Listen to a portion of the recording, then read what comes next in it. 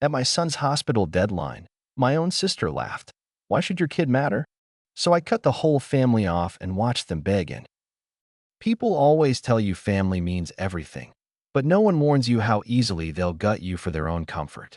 I spent most of my life in Cleveland swallowing my anger and pretending the family first motto was a two-way street.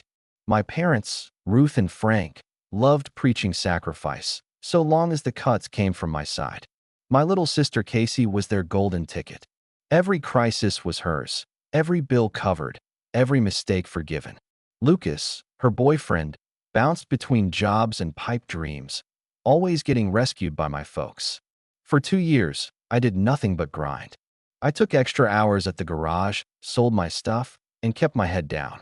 Every cent went into that stupid family account because my son Eli's life depended on it.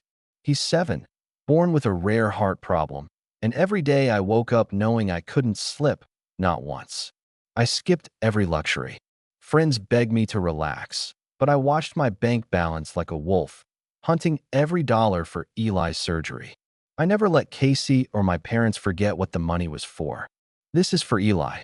Nobody else. Don't touch it. I repeated that 1,000 times. They smiled, nodded, lied to my face. Thursday morning, Eli's chattering over cereal and cartoons. My phone buzzes, regular bank alert, or so I think. I glance, see, large withdrawal, and my stomach knots. I freeze. Check the app. My balance is wiped out, just a few scraps left. I blink, refreshing, convincing myself I'm reading it wrong. The number doesn't move. I text my mom. Did you move the surgery fund? She waits an hour, then writes, don't stress. We'll talk later. It's fine. My palms go clammy. My dad ignores my calls. I check our group chat. Nothing about money. Then I see it. Casey and Lucas at JFK, sunglasses, champagne, flashing tickets to Barcelona. The caption, finally free. Hearts from my parents underneath. I try to call Casey. She leaves me on read. Lucas? Straight to voicemail. Their Instagram stories. Luxury lounge, first class, endless drinks. It feels like a slap in the face. I've been eating ramen for months so my kid could get a chance to live, and they're drinking champagne at 30,000 feet. Rage just explodes in my head. Not movie rage, something icy, focused. I send my mom another message. Did you give them Eli's money? She replies, Casey's had a tough year. Let her have this. Eli will be fine. We'll help you find more. Like my kid's life is a side quest. I wait for Eli to leave for school, then drive to my parents' house. Ruth opens the door. She tries to act sweet. I go straight at her. No small talk. Did Casey take the surgery fund? Frank doesn't even look up from the TV. She deserves it, he says. It's just money. You'll make more. Ruth tells me not to make a scene. She says, Casey's happiness matters too. I tell her, if Eli's surgery gets canceled, you'll never see me again. She shrugs. No shame, just business as usual. Then Casey actually FaceTimes me from a sunny street, sunglasses on, drink in hand. Why should your kid matter more than our happiness? Lucas laughs in the background. I hang up. That's when it hits me. These people are dead to me. I'm not the family's punching bag anymore. I go home and start cutting every tie. Shut down the shared phone plan. Pull my name off their car insurance. Kill every subscription. I drain the last pennies from the family account. In the group chat, I type, if you want anything, pay for it yourselves. No explanation. No apology. I start messaging cousins and friends, laying it out. Casey took Eli's surgery money. My parents backed her. I'm done. Not asking for help. Just letting everyone know where the line is. That night, I can barely sleep. I watch Eli snore, completely innocent, while I sit at the table staring at the zeros in my bank app. My phone's silent. My family is radio silent too, like nothing happened. Casey's still posting shots from Spain, nightclubs, tapas, shopping sprees. Her entire feed just one giant middle finger. My parents keep up appearances. Not one person in my family checks in to see if Eli's okay. I start writing a list of every dime I ever spent for them. Every bill, every loan, every rescue. I know this is only the beginning. They want to see what happens when I fight for my son. They just lit the fuse. I'm not holding back now. I thought the worst had already happened. I was wrong. The real hell started when I cut my family off. It was like throwing a match into a gasoline puddle. Suddenly everyone was screaming, but no one wanted to admit what they'd done. The first night after I nuked the family account and pulled the plug on every shared bill, my phone blew up. Ruth texted me 15 times. First guilt, then anger, then pure desperation. Frank didn't call. He just sent me one message. Grow up. That was it. No mention of Eli. No apology. Nothing. Casey, though, she played the victim. I saw her Instagram stories blowing up with fake, positive vibes, only crap. Barcelona, museums, street food, endless parties. Every post tagged with living my best life. I saw the comments drying up. Her friends started asking weird questions under her pictures. You okay, girl? What's really going on? She ignored them, just kept flexing. Lucas posted selfies, sunglasses on, smirking like nothing could touch him. Meanwhile, I was counting coins for gas money and praying my kid didn't notice the tension at home. When I messaged my cousins and aunts, the effect was instant. Word spread like wildfire. My cousin Drew called, straight up furious, asking how the hell my parents could choose Casey over Eli. I told him the truth. It's always been like this. They just got bolder. Suddenly, my parents' usual Sunday dinner invites went silent. The family group chat, usually nonstop memes and updates, went stone cold. My mom started sending out private messages to relatives, telling her own story, how I was lashing out and hurting everyone. I didn't care. I posted the receipts, screenshots, dates, bank transfers. No drama, just facts. Lucas started messaging me. At first, it was taunting. You'll never turn people against us. Casey's the favorite for a reason. Then, when their credit cards bounced, it switched to begging. Can you send some cash? We're stranded. Casey's upset. I replied with one line. Ask Ruth. I'm done. They went quiet, but the updates kept coming. My mom called and left a voicemail, her voice trembling, half crying, half angry. You're tearing this family apart. Casey's your sister. Family forgives. You're being cruel to Eli, not us. That voicemail pissed me off so badly, I almost smashed my phone. I texted her back. You chose a vacation over your grandson's life. That's all anyone needs to know. Frank called that night, voice hard, trying to threaten me. If you keep this up, you're out of the will. You're not welcome here. I laughed in his face. You already disowned me the second you let Casey take that money. Eli kept asking when Grandma would visit, why we didn't see Aunt Casey anymore. I didn't have an answer that made sense for a 7-year-old. I told him we were doing things on our own now, just the two of us. The truth is, it was eating me alive to see him disappointed, but I wasn't going to let him see me break. I went over the bills, shut down every connection to my parents. No more family phone plan, insurance, nothing. I started digging up every dollar I ever covered for them. Every loan, every dinner, every emergency. I made a document, line by line, and sent it to the family chat. The subject, if family shares everything, pay up. Silence. Total, perfect silence. No one responded for almost 2 days. Casey blocked me. Lucas unfollowed. Ruth texted a wall of crying emojis. Then the real circus started. Calls from old family friends, neighbors, even the pastor at our church, all asking what happened. I didn't sugarcoat it. They stole my kid's surgery fund for a vacation. I'm done. Most people just said, I get it. That's messed up. Some try to play peacemaker. I shut it down. There was nothing left to fix. Casey kept posting like nothing was wrong, but the mask was slipping. I saw her stories get shorter, her captions more desperate, less joy, and more some people are jealous of your happiness. Lucas vanished from her photos, and finally, I got a message from him. Casey's freaking out. Can't get a flight home, credits maxed. Can you help? I laughed and sent back, welcome to real life. After that, he left me alone. My parents tried every angle, guilt, threats, fake apologies.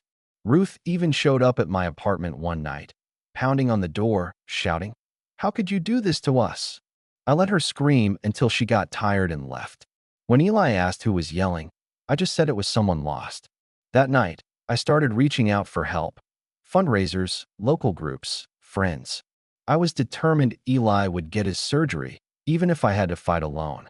The last straw was a message from Ruth. "You'll regret this when you need family." I replied, "I don't have a family anymore." Then I blocked her number, went into Eli's room, and told him a story until he fell asleep. As he breathed quietly, I realized I felt lighter. For the first time in my life, I wasn't chained to anyone's approval. It was war now, and I was just getting started. If I thought things couldn't get any uglier, I was naive. Everything broke down fast once I went scorched earth and cut them off. The tension at home was suffocating. Eli started having nightmares, waking up crying for his grandma, asking why Aunt Casey never called anymore. I never lied to him, but I wasn't about to tell a 7-year-old that his family would rather buy tapas in Barcelona than pay for his surgery. I told him, "We're going to handle this ourselves. I'll always have your back." Sometimes I even believed it. After I sent out the document with every dollar I'd ever sunk into my family, my phone went silent for a full day. Then the group chat blew up with chaos. Ruth typing out paragraphs about loyalty, Frank snapping at anyone who dared question him, cousins arguing, aunts texting me privately to say they'd had no idea, that they were disgusted, that this wasn't what family meant. For a second, I felt vindicated, but then reality hit. Not one of those people offered to help. Not with money, not with Eli, not with anything real. People love to take sides, but no one wants to get their hands dirty. Meanwhile, Casey and Lucas went radio silent. I kept tabs on them, not because I cared, but because I wanted to see how deep they'd sink. Casey's stories were gone. Lucas unfollowed half the family, and then I got a late-night message from a number I didn't recognize. It was Lucas, desperate, asking if I could wire them just a few hundred so they could get a hotel. Their cards were locked, and they were stuck. He tried to guilt me with "Casey is losing it. Man, have a heart." I texted him back, "You stole from a kid. Figure it out." After that, I blocked his number. I wasn't going to be the safety net anymore. Not for them, not for anyone. The real collapse started small. Frank called, acting casual, then asked if I could just pay the phone bill one more month since their accounts were all mixed up. I told him, "Not my problem. Get Casey to send you money from Spain." He hung up on me. Ruth started leaving voicemails, some weepy, some furious, some guilt-tripping so hard it felt like listening to an old priest during confession. "Casey needs support right now. You're being cruel. Eli wouldn't want you to hate your family." Each one got deleted as soon as it landed. Every day, something else broke. The Wi-Fi at my parents' house got cut off. Their Netflix wouldn't load. My dad called from the neighbor's phone ranting that I was embarrassing him. I told him, "Should have thought about that before you picked Casey's vacation over Eli's life." Meanwhile, Casey started leaking back into the group chat, at first just with vague quotes about family and forgiveness, then with outright accusations. "You're trying to ruin us. I hope you're happy. Eli won't even remember this when he's older." The nerve. She was still posting the occasional blessed picture from some Spanish park, but the likes and comments dried up. Her old friends went silent. Lucas started lashing out too, demanding relatives, trying to twist the story so that I was the villain, the selfish one who ruined the family. Word got around. The old neighbors stopped inviting my parents over. Church friends started keeping their distance.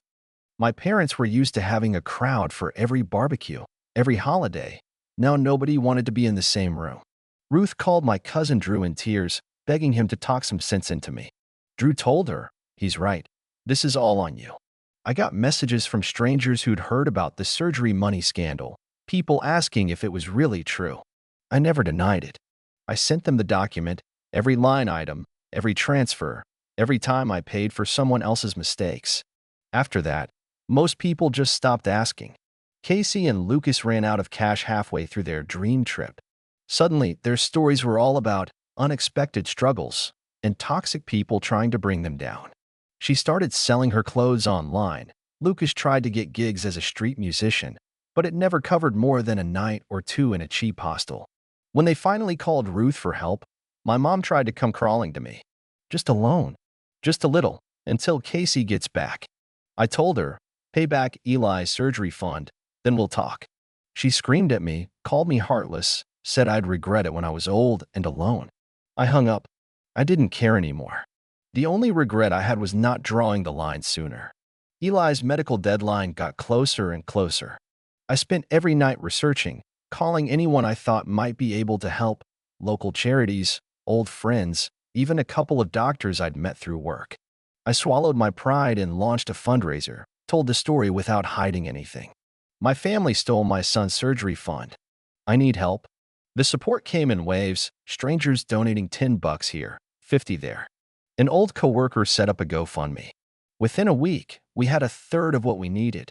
It wasn't everything, but it was more than my family ever did for me. At the same time, my parents' world kept shrinking.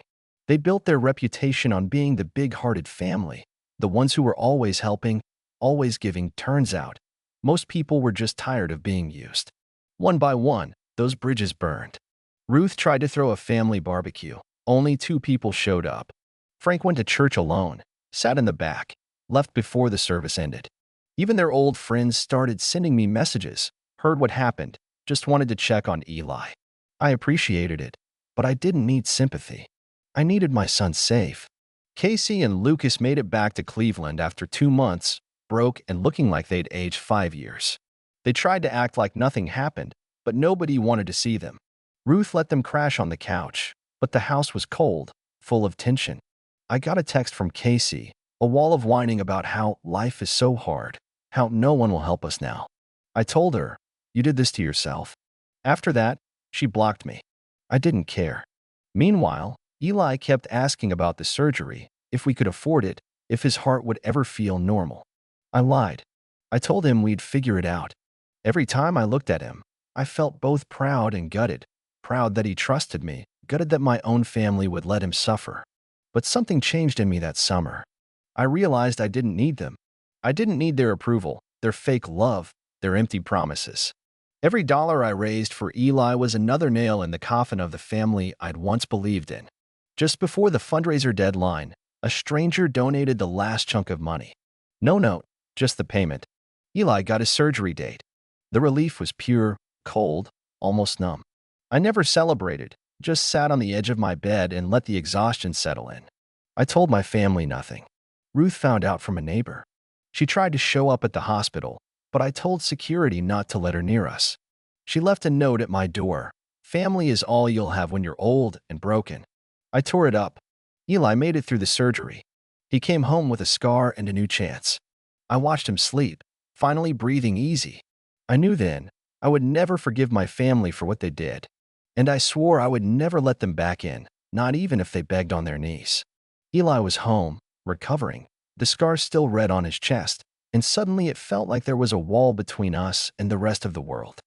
I thought maybe things would settle, but I underestimated just how much damage my family could still do when cornered. The weeks after Eli's surgery were quiet, too quiet. Nobody from my family came by. My phone was silent except for spam calls and the few friends who still cared enough to check in. For the first time in months, I could breathe, almost felt like a normal dad. But that peace was a lie, just a calm before the next storm. One night, I came home to find an envelope shoved under my door. No name, no return address, just a folded piece of paper and a check. The note was scrawled and desperate. "You ruined everything, but take this. Now leave us alone." The check was for a third of what they'd stolen. Not even close to enough. It wasn't signed, but the handwriting was Ruth's. I left the check on my table, untouched. I didn't need their dirty money anymore.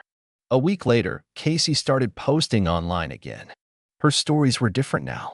Gone were the dream trips and sunny photos, replaced by cryptic memes about betrayal and snakes in the grass.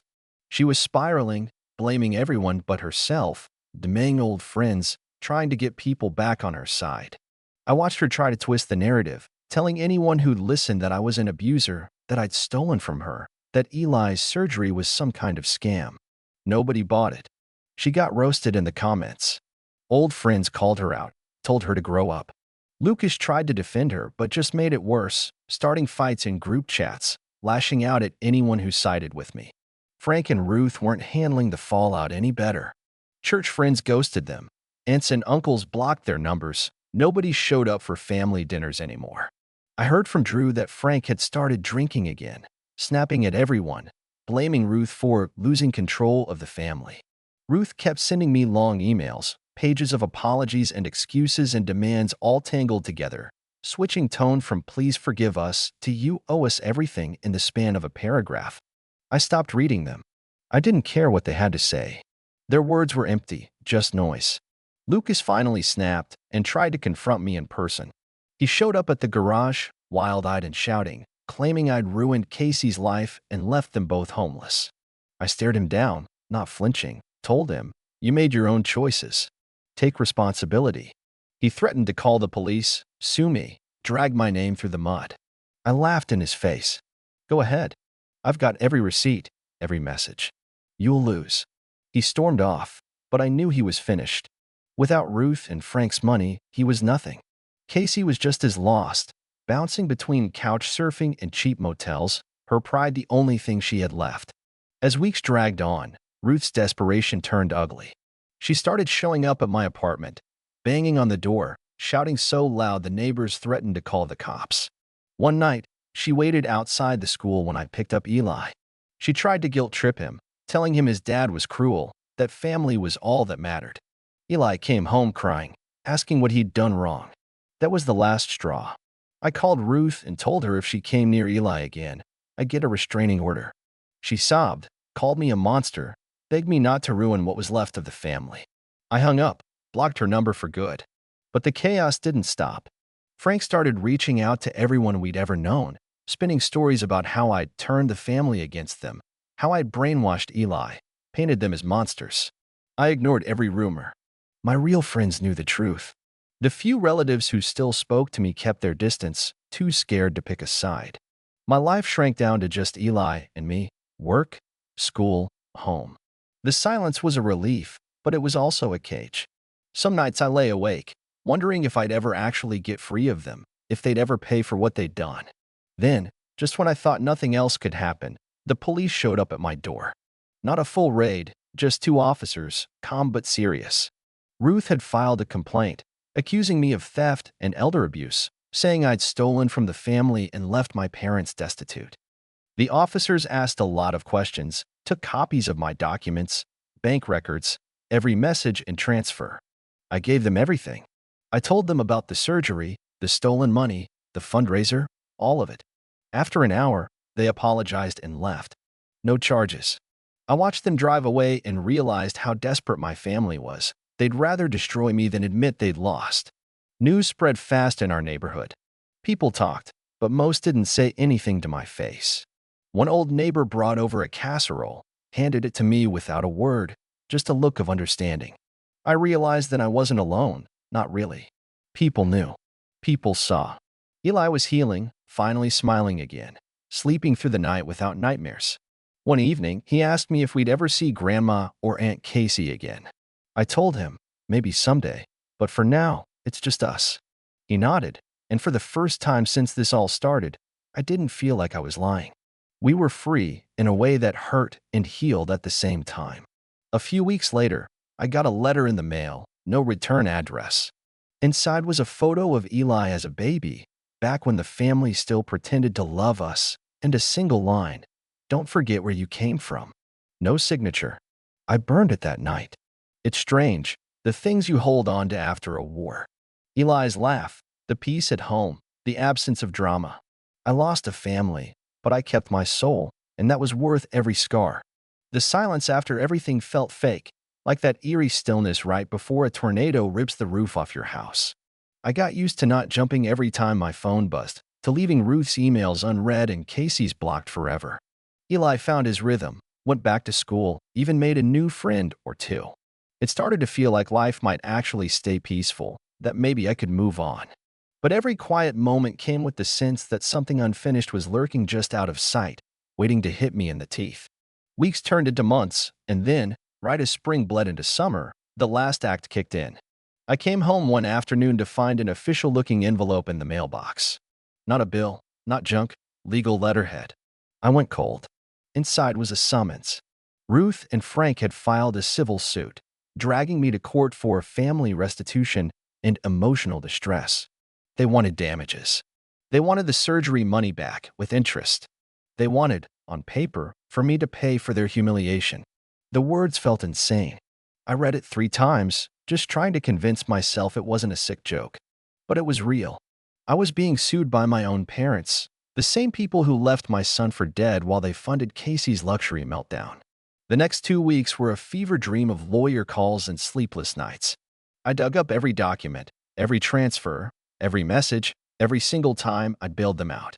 I built a wall of proof so high you can see it from space. My lawyer shook his head in disbelief after our first meeting, said it was the ugliest family case he'd seen in years. Even then, a part of me was still scared. The court of public opinion was one thing, actual court was another. Eli saw me anxious, tried to cheer me up. He drew a picture of the two of us fighting off a dragon, said, "Don't let them win, Dad." I hung it over my bed, used it as armor. The hearing was brutal. Ruth cried on the stand, claimed I'd abandoned them, told wild stories about emotional cruelty, about Eli being weaponized against them. Frank just stared at me like I was a stranger. Their lawyer tried to twist everything, make me look heartless. I answered every question with receipts. The judge looked bored, then annoyed. Casey wasn't even there. Word was she'd left town again, chasing another disaster with Lucas, this time in Mexico. She'd burned every bridge she had. After 3 hours, the judge made it simple. I see no evidence of wrongdoing on Jason's part. Case dismissed. No sympathy, no second chances. Ruth sobbed as she left the courtroom. Frank wouldn't look at me. I walked out into the parking lot, sun burning my face, and realized it was actually over. For the first time, they couldn't reach me. They had no more claws in my life. But the story wasn't done. 2 days later, my phone buzzed with a message from an unknown number. A photo, then a short video. The picture was Eli and me from his last birthday, taken from outside our window. The video was a shaky, silent pan across our living room at night. My blood froze. I called the police. They took it seriously, swept the house, checked for cameras, but nothing turned up. Probably a scare tactic, one officer said. Family stuff can turn ugly. I changed the locks, bought cameras, didn't tell Eli a thing. He just wanted to build his Lego sets and sleep through the night. I told my lawyer about the video, and he told me something that left me shaking. There's nothing criminal about being watched, but keep every message. Don't respond. So I waited. More photos came, always of me and Eli, always from odd angles, at the park, at the store, on the walk home. I couldn't prove who sent them, but I had a pretty good guess. Casey was gone, Frank and Ruth were broke, Lucas was off the grid. Only someone desperate would go this far. Then one night, weeks later, I came home to find another envelope on my doorstep.